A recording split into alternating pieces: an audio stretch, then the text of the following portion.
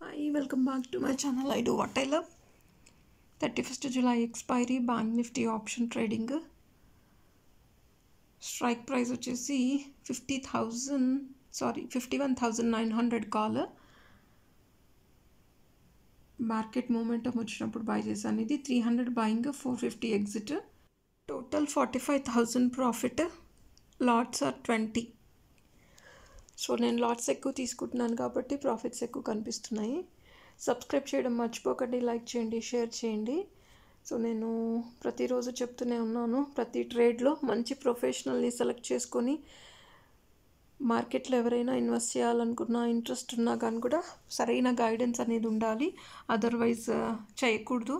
But మార్కెట్లో డబ్బు సంపాదించాలి అనుకుంటే మాత్రం మంచి ప్రొఫెషనల్ ఖచ్చితంగా ఉండాల్సిందే. స్టార్టింగ్ నేర్చుకోవాలి. సో నేర్చుకోకుండా చేస్తే మాత్రం డబ్బులు పోతాయి. తర్వాత మార్కెట్స్ని బ్లేమ్ చేస్తారు, మార్కెట్స్లో డబ్బులు పోతాయి, చేయకూడదు, పెట్టకూడదని. బట్ డబ్బులు సంపాదించాలి అంటే వేరే బిజినెస్లు చేసే దాని మీద మార్కెట్ ఒకటి మంచి ప్లాట్ఫామ్ అనమాట.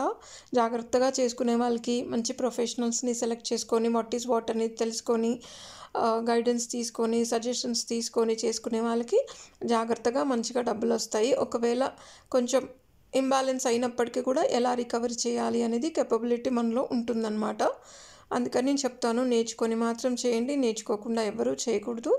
ఈవెన్ ట్రేడింగ్లో డబ్బులు సంపాదించాలని కాదు, వేరే అదర్ సెగ్మెంట్స్ కూడా ఉంటాయి. దాంట్లో కూడా మీరు డబ్బులు సంపాదించుకోవడానికి ఛాన్సెస్ అనేవి ఉంటాయన్నమాట. సో ట్రేడింగ్ చేస్తే మాత్రం ఖచ్చితంగా స్టాప్ లాస్ అనేది ఇంపార్టెంట్.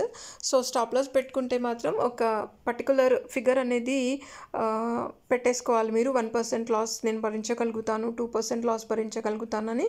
1%, 2% కన్నా ఎక్కువ స్టాప్ లాస్ పెట్టుకోకూడదు, అంతకన్నా ఎక్కువ మేనేజ్ చేయకూడదు. తెలియని వాళ్ళు చేసినా తెలిసిన వాళ్ళు చేసినా డబ్బులే కాబట్టి 1%, 2%లో ఎగ్జిట్ అయిపోవాలి. అండ్ ఫస్ట్లో ప్రాఫిట్ వస్తే ఎగ్జిట్ అయిపోండి, లాసెస్ వచ్చినా ఎగ్జిట్ అయిపోండి. ఎందుకంటే నెక్స్ట్ ట్రేడ్ ఇంకా ఈ రోజుకి ట్రేడ్ ఇనఫ్ అనుకొని ఉండిపోవాలి అంతే. సబ్స్క్రైబ్ చేయడం మర్చిపోకండి, లైక్ చేయండి, షేర్ చేయండి.